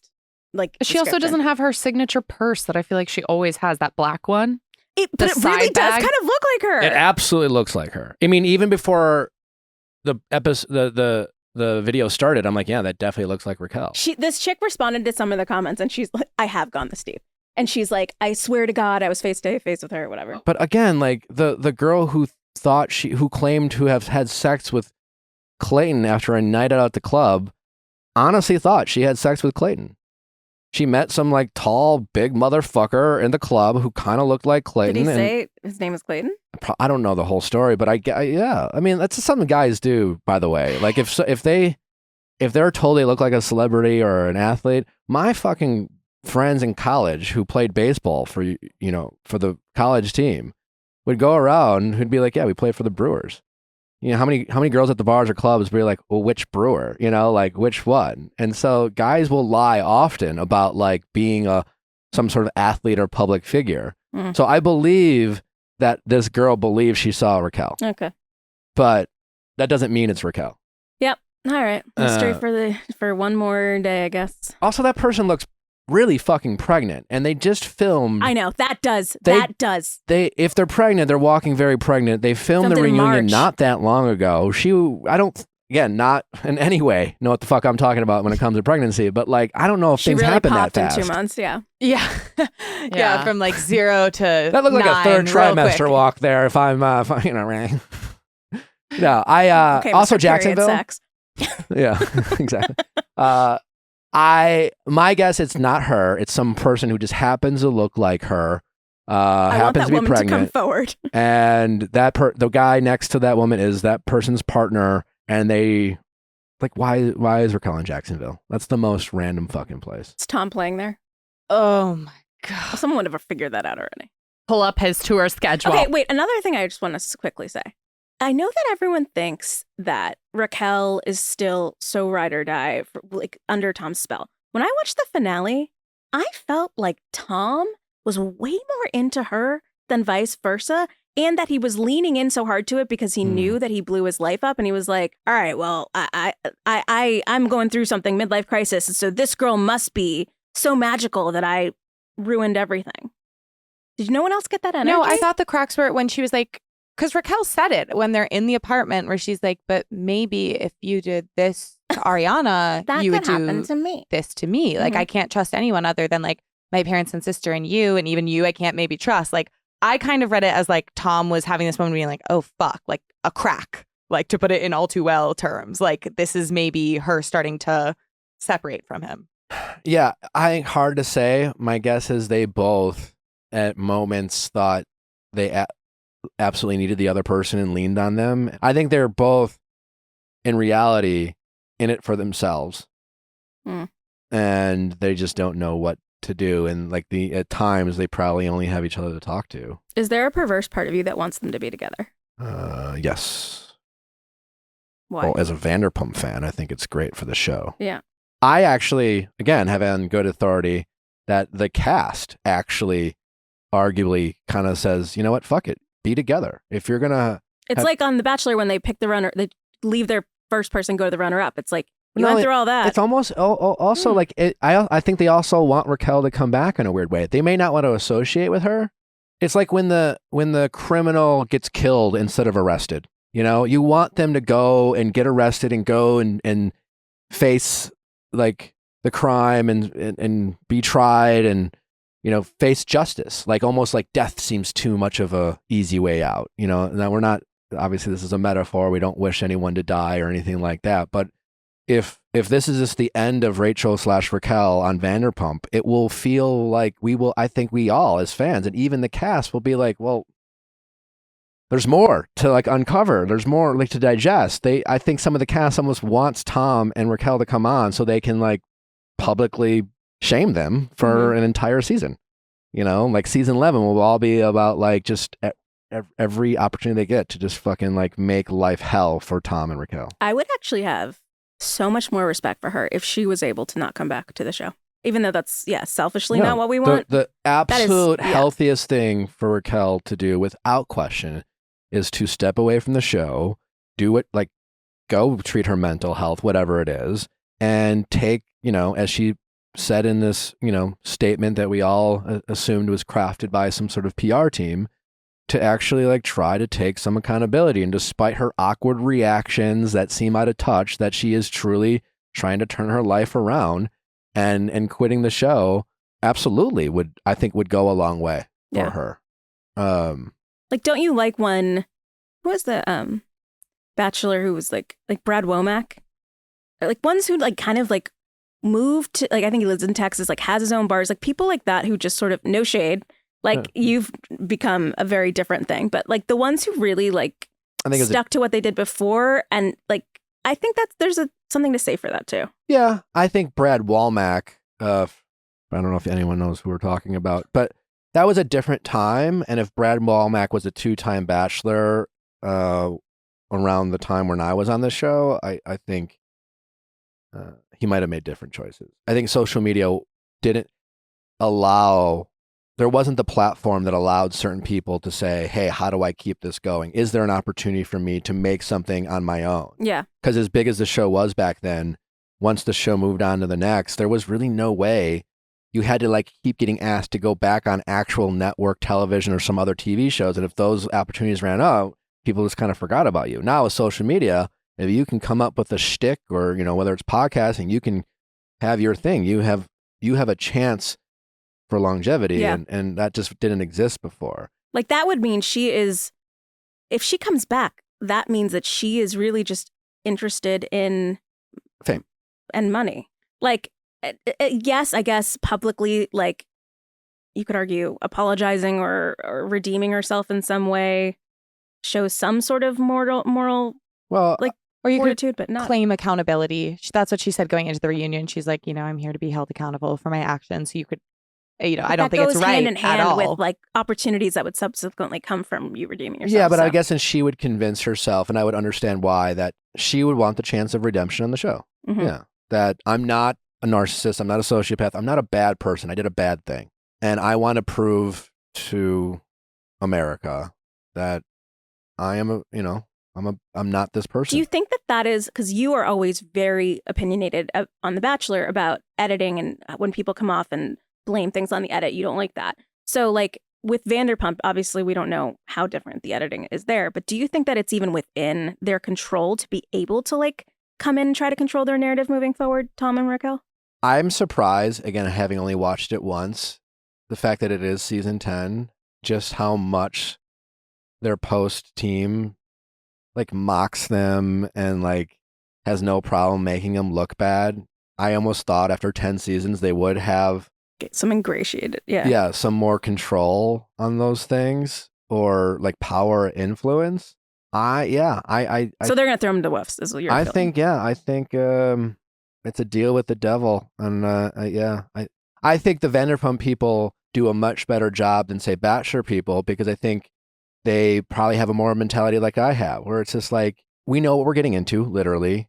We accept the choices we make. It's a give and a take. There are downsides to doing what we do, but there are also a lot of upsides, and we just weigh the pros and cons. Yeah. But they're not going to sit there every time something doesn't go their way and try to like find a podcast and just be like, I was fucked and this is not who I am and blah, blah, blah, blah, blah. And then when things go well from them, like, yeah, that was me. That was all my idea. I got no help. No one gave me this idea. I'm the hero of that story, and yada, yada. I think they just kind of roll with the punches and they move on to the next. It's also a different audience, where it's just like with Bachelor people, I think there's an unfairness type of expectation of, because the stakes are, I guess, sense lower, that you can be vilified for like, smacking your gum, or, something as trivial as that.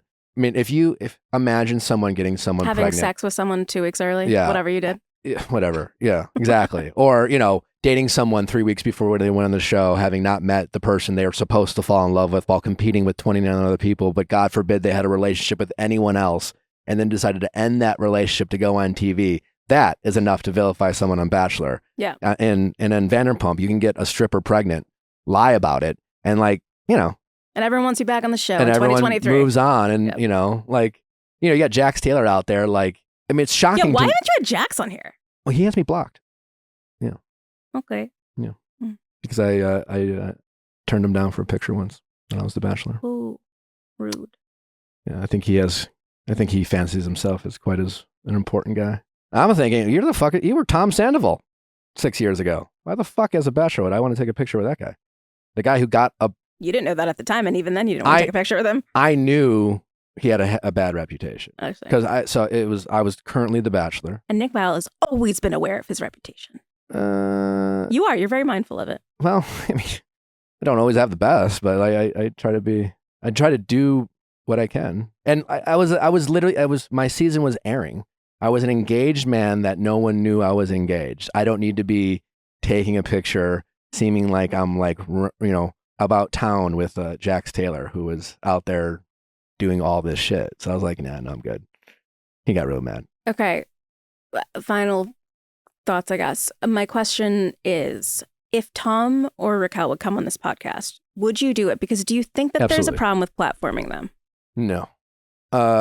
He's like, no, I want those clicks. Well, listen, it all depends on. I don't think they're going to say yes, because I would never promise them the atmosphere that they were like that Howie promised Tom. I would try to be fair. I wouldn't try to come in like, hey, you're a piece of shit, and I'm just going to yell at you for an hour. But I would try to have a real conversation with them, and I would try to, as someone who's been in Ariana's shoes before, I would try to see if I could get him to actually truly sound like he's accountable. And I'd try to see if he could have a conversation around, does he truly understand the impact that his choices have had on so many people?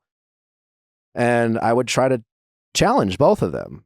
The flip side of that argument is, I think we've gotten into a world where this like, oh, we don't want to platform so-and-so. Well, I think that's not okay. I think we need to hear both sides, and then we have heard his side. Sure, but I'm just saying, like, I just think in general, big picture wise, I think the idea that we can't platform certain people is a way to kind of bully people into only hearing one side of the story. So I think it's how you would do the interview. Mm-hmm.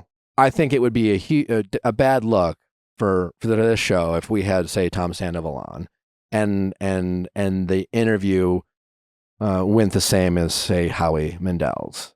Then I think that criticism would be fair. Although I do think you are like, one thing I have seen with you is like, you always kind of come around a little bit on someone. I don't think you would leave being like, fuck this guy. My goal, anytime I have anyone, especially in reality TV, is to humanize them, because regardless if you're Tom Sandoval or Raquel or anyone else from Bachelor Nation, is like, you are seeing characters on a TV show, and you're seeing siloed personalities, and it comes with an edit, and it comes with a soundtrack. We do live in a world where we're now just like painting people's black and white.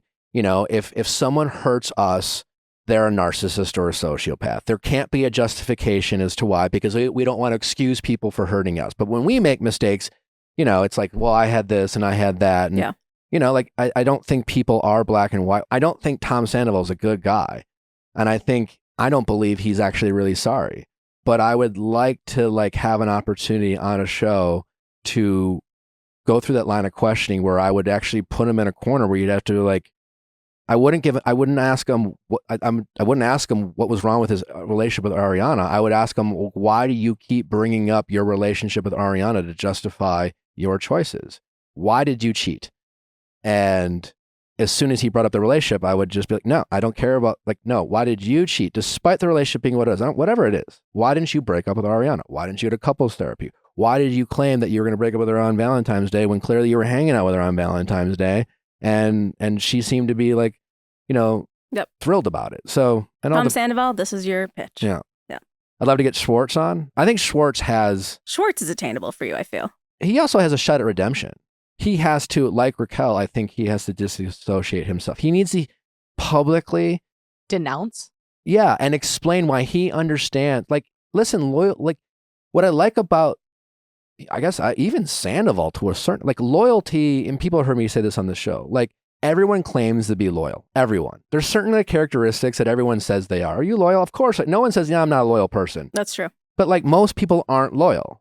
At the end of the day, they aren't loyal to other people. They don't know how to step up and be a friend. And they might have bad pickers, and they might have misguided loyalty, but Tom Schwartz is a loyal motherfucker.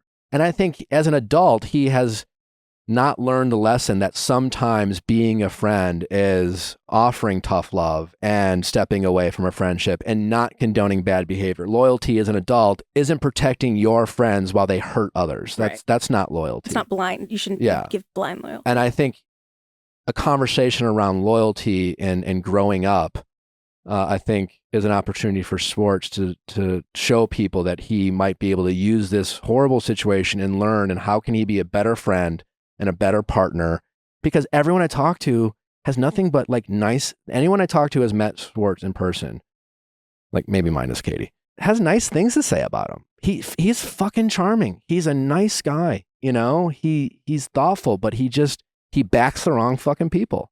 That's an understatement. Yeah, he does. Amy, we could go on and on. We could. We love an absolute pleasure. Good to see Always you, good to see you. Yes. Please let my audience know where they can follow you, read your content, all the great things you're doing. You can follow me on Instagram and Twitter, Amy K in LA, and I linked all my stories there. The story about Randall came out last year, a big investigation, if you want to read that. And we're looking into some tips that have come in since the documentary, so there could be more to come on that front. If there are people out there who have a tip to give you. Yes, they can reach me at my email address, amy.kaufman@latimes.com. All right. Amy, come back anytime. Thanks, Nick.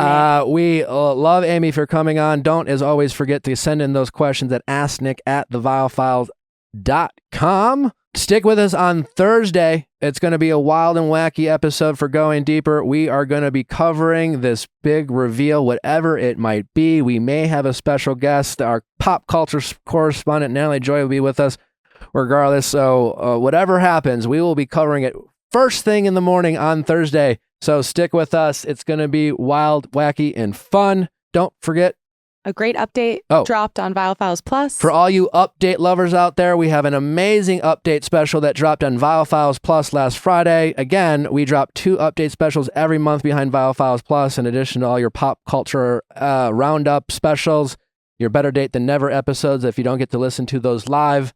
And coming soon, Vanderpump recap starting from season 1.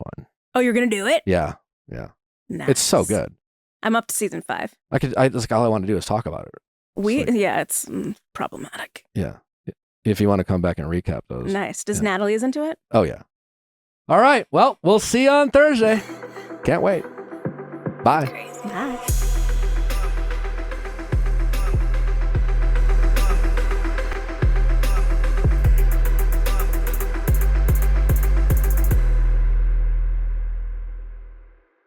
Hey guys, if you loved what you listened to, make sure you hit that subscribe button below. Thanks for listening. We'll see you next time.